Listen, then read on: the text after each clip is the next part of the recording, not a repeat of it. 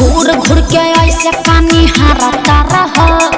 लइके नहीं ख देख ले कि हारता रह अरे तोरा लेखन नहीं देखले हो घूर घूर के ऐसे पानी हारता रह लइके नहीं ख देख ले कि हारता रह रूपा बा हमार का टच करता ए सुना ना उठा ललिया से ओढ़निया तोहर मैच करता उठा ललिया से ओढ़निया तोहर मैच करता उठा ललिया से ओढ़निया तोहर मैच करता सच उठा ललिया से ओढ़निया तोहर मैच करता उठा ललिया से ओढ़निया तोहर मैच करता जवान भइलू उतने तोर डिमांड बढ़ता अरे सोनावा के पानी जैसे पानी चढ़ता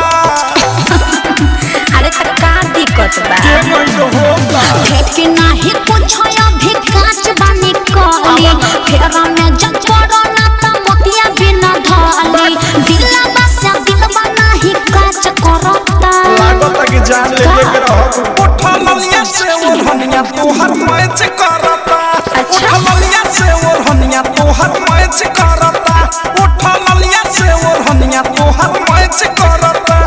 अरे ठीक है बा उठा ललिया से ओढ़निया तोहर मैच करता डायमंड रिकॉर्डिंग स्टूडियो छाना मैच करता सोचता रुकती तू अलहता चला हो लाभ वाला लेसन के पढ़ाई कला हो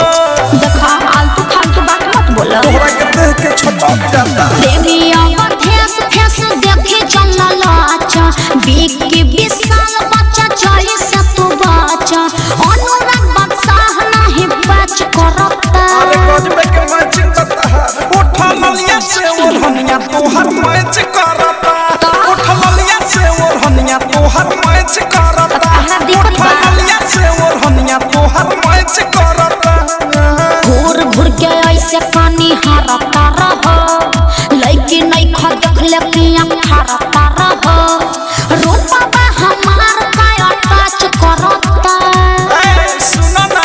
उठा ललिया से ओढ़निया तोहर मैच करता उठा ललिया से ओढ़निया तोहर मैच करता उठा ललिया से ओढ़निया तोहर मैच करता